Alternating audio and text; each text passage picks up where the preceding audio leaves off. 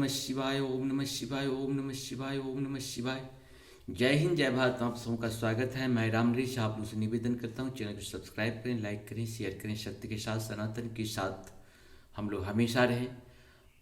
हम लोग उसी महापुराण के जो है संक्षिप्त भाग को ही रुद्र संहिता के अंतर्गत आज हम लोग दक्ष की तपस्या और देवी शिवा का उन्हें वरदान देना, उस पे आज हम लोग बात करेंगे, सुनेंगे। पहले हिंदी में ही, पूर्ण रूप से हिंदी में ही है, हिंदी में हम पढ़ते हैं।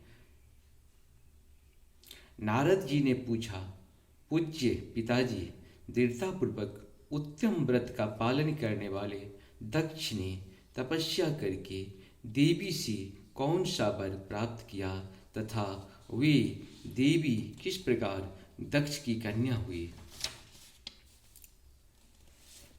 ब्रह्मा जी ने कहा, नारद तुम धन्य हो।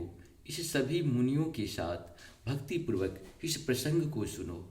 मेरी आज्ञा पाकर उत्तम बुद्धि वाले प्रजापति दक्ष ने क्षीर सागर के उत्तर तट पर स्थित हो देवी जगदम्बिका को पुत्री के रूप में प्राप्त करने की इच्छा तथा उनके प्रत्यक्ष दर्शन की कामना किए उन्हें हृदय मंदिर में विराजमान करके तपस्या प्रारंभ की।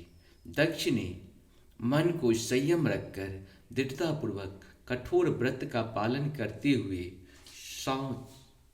शौच संतोष आदि नियमों से युक्त हो 3000 दिव्य वर्षों तक तप किया। वे कभी जल पीकर रहते, कभी हवा पीते और कभी सर्वथा उपवास करते थे। भोजन के नाम पर कभी सूखे पत्ते चबा लेते थे। मुनिश्रेष्ठ नारद तदंतर यम नियमादि से युक्त हो जगदम्बा की पूजा में लगे हुए दक्ष की देवी शिवा ने प्रत्यक्ष दर्शन दिया। जगन्मयी जगदम्बा का प्रत्यक्ष दर्शन पाकर प्रजापति दक्ष ने अपने आप को कृत्य माना। वे कालिका देवी सिंह पर आरूढ़ थी। उनकी अंग कांति श्याम थी, मुख बड़ा ही मनोहर था। वे 4 भुजाओं से युक्त थी और हाथों में वरद, अभय, नील कमल और खड्ग धारण किए हुए थी। उनकी मूर्ति बड़ी ही मनोहारी थी। नेत्र कुछ लाल थे, खुले हुए केश बड़े सुंदर दिखाई देते थे। उत्तम प्रभा से प्रकाशित होने वाली उन जगदम्बा को भली भांति प्रणाम करके दक्ष विचित्र वचना बलियों द्वारा उनकी स्तुति करने लगे। दक्ष ने कहा, जगदम्बा महामाये जगदीश महेश्वरी, आपको नमस्कार है। आपने कृपा करके मुझे अपने स्वरूप का दर्शन कराया है। भगवती आद्य मुझ पर प्रसन्न होइए। शिव रूपिणी प्रसन्न होइए। भक्त वरदायिनी प्रसन्न होइए। जगन्माय आपको मेरा नमस्कार है।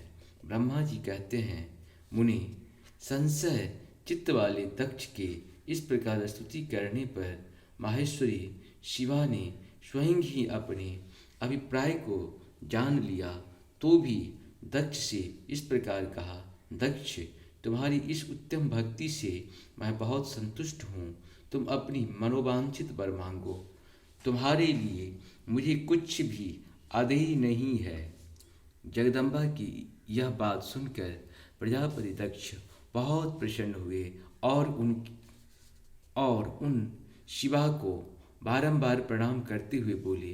दक्ष ने कहा, जगदम्बा महामाये, यदि आप मुझे वर देने के लिए उद्यत हैं तो मेरी बात सुनिए और प्रसन्नतापूर्वक मेरी इच्छा पूर्ण कीजिए। मेरे स्वामी जो भगवान शिव हैं वे रुद्र नाम धारण करके ब्रह्मा जी के पुत्र रूप से अवतीर्ण हुए हैं। वे परमात्मा शिव के पूर्वावतार हैं, परंतु आपका कोई अवतार नहीं हुआ, फिर उनकी पत्नी कौन होगी? अतः शिवे, आप भूतल पर अवतीर्ण होकर उन महेश्वर को अपने रूप लावण्य से मोहित कीजिए। देवी, आपके सिवा दूसरी कोई स्त्री रुद्रदेव को कभी मोहित नहीं कर सकती, इसीलिए आप मेरी पुत्री होकर इस समय महादेव जी की पत्नी होइए।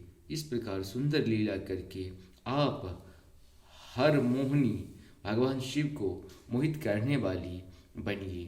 देवी, यही मेरे लिए वर है। यह केवल मेरे ही स्वार्थ की बात हो ऐसा नहीं सोचना चाहिए। इसमें मेरे ही साथ संपूर्ण जगत का भी हित है। ब्रह्मा, विष्णु और शिव में से ब्रह्मा जी को प्रेरणा से मैं यहाँ आया हूँ। प्रजापति दक्ष का यह वचन सुनकर जगदम्बिका शिवा हंस पड़ी और मन ही मन भगवान शिव का स्मरण करके यूँ बोली। देवी ने कहा, तात प्रजापति दक्ष, मेरी उत्तम बात सुनो। मैं सत्य कहती हूँ, तुम्हारे भक्ति से अत्यंत प्रसन्न हो तुम्हें संपूर्ण मनोवांछित वस्तु देने के लिए उद्यत हूँ। दक्ष, यद्यपि मैं महेश्वरी हूँ तथापि तुम्हारी भक्ति के अधीन हो तुम्हारी पत्नी के गर्भ से तुम्हारी पुत्री के रूप में अवतीर्ण होंगी। इसमें संशय नहीं है।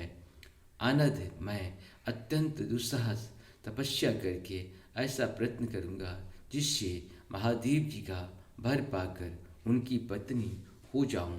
इसके सिवा और किसी उपाय से कार्य सिद्ध नहीं हो सकता, क्योंकि वे भगवान सदाशिव सर्वदा निर्विकार हैं, ब्रह्मा और विष्णु के भी सेव्य हैं तथा नित्य परिपूर्ण रूप से ही हैं। मैं सदा उनकी दासी और प्रिया हूँ।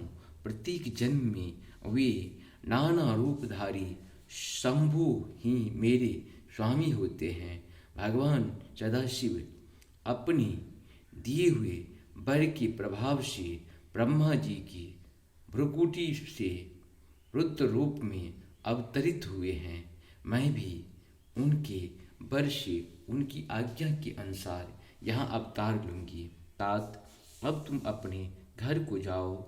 इस कार्य में जो मेरी दूती अथवा सहायिका होगी उसे मैंने जान लिया है।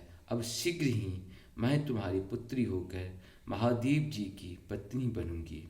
दक्ष से यह उत्तम वचन कहकर मन ही मन शिव की आज्ञा प्राप्त करके देवी शिवा ने शिव के चरणार बिंद का चिंतन करते हुए कहा, प्रजापति, परंतु मेरा एक प्रण है, उसे तुम्हें सदा मन में रखना चाहिए।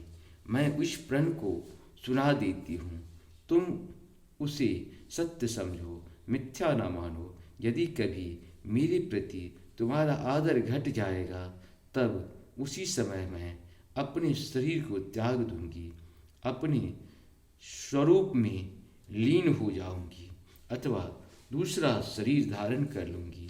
मेरा यह कथन सत्य है। प्रजापति, प्रत्येक सर्ग या कल्प के लिए तुम्हें यह वर दे दिया गया है। मैं तुम्हारी पुत्री होकर भगवान शिव की पत्नी होंगी। मुख्य प्रजापति दक्ष से ऐसा कहकर महेश्वरी शिवा उनके देखते देखते वहीं अंतर ध्यान हो गए। दुर्गा जी के अंतर ध्यान होने पर दक्ष भी अपने आश्रम को लौट गए और यह सोचकर प्रसन्न रहने लगे कि देवी शिवा मेरी पुत्री होने वाली है। महाराज दक्ष ने जो है सो बहुत 3000 सालों तक तपस्या करने के बाद माँ दुर्गा ने उन्हें दर्शन दिए हैं और दक्ष की पुत्री बनने के लिए माँ दुर्गा तैयार हो गई है। यही इसका मूल अर्थ होता है।